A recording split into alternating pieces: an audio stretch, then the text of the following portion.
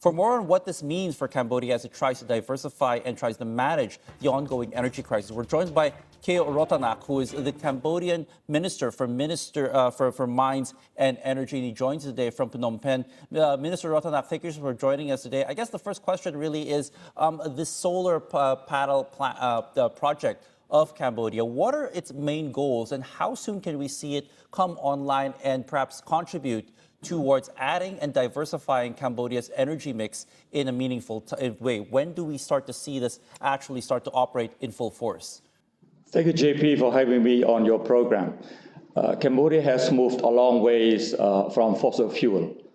Not long ago, we depended almost 100% on coal and diesel and heavy fuel oil. Today, our electricity generation is from more than 63% from renewable, making Cambodia one of the best in the region. Now, among the 63+% of renewable, solar energy represents more than almost 40%, about 30+% already in the generation mix.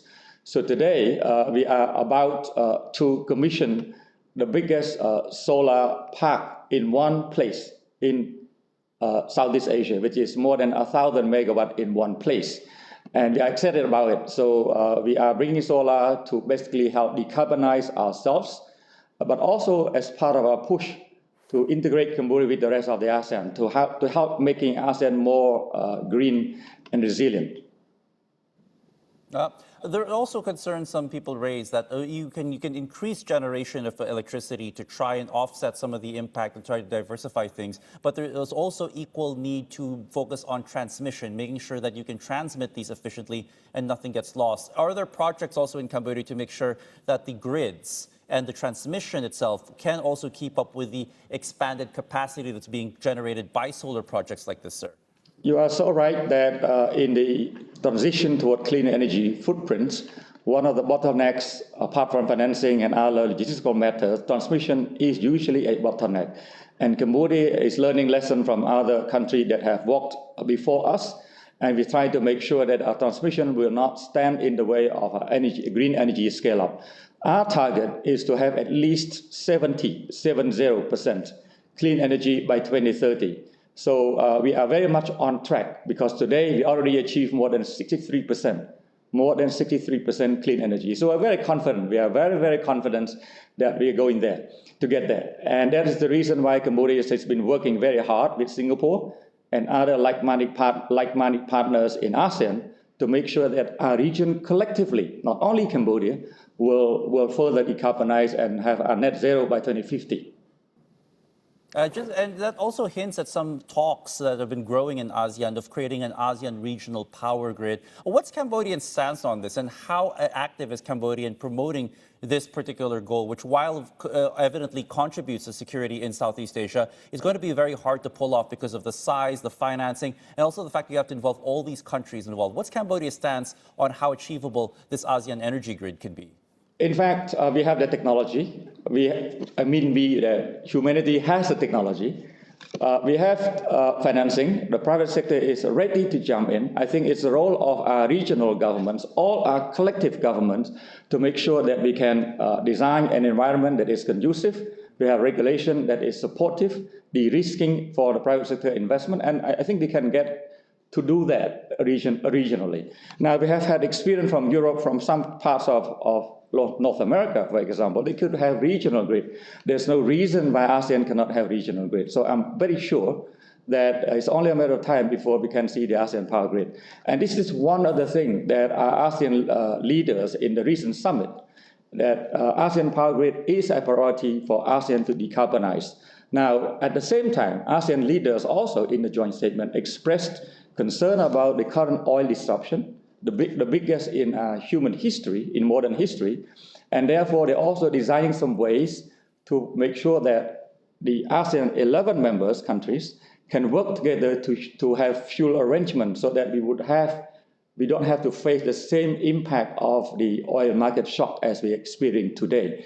And that's one of the reasons why Cambodia is interested in resolving the so-called overlapping claim areas between Cambodia and Thailand, so that we can unlock a serious energy potential that could really give benefit to in the tune of about 300 billion US dollars to be shared between Thailand and Cambodia, and also to share these resources with ASEAN when it is needing this kind of resource most at this point. Yeah. And again, this stems to territorial claims and disputes between Thailand and Cambodia that did turn violent on occasion last year. How confident is Cambodia that they can resolve some of these overlapping claims and disputes in a peaceful manner and more peacefully than we've seen in recent times, sir? Cambodia always supports peaceful dialogue. In fact, Cambodia and Thailand are both signatories to the United Nations Convention on the Law of the Sea. But the two countries also in 2001 signed a memorandum of understanding to allow both countries to jointly unlock the substantial petroleum resources located in the so-called overlapping claims area, the OCA in short. Under the MOU 2001, the parties agreed to negotiate a joint development treaty and a maritime boundary over different parts of the OCA. Now, again, regrettably, Thailand withdrew or actually walked away from this MOU in 2001.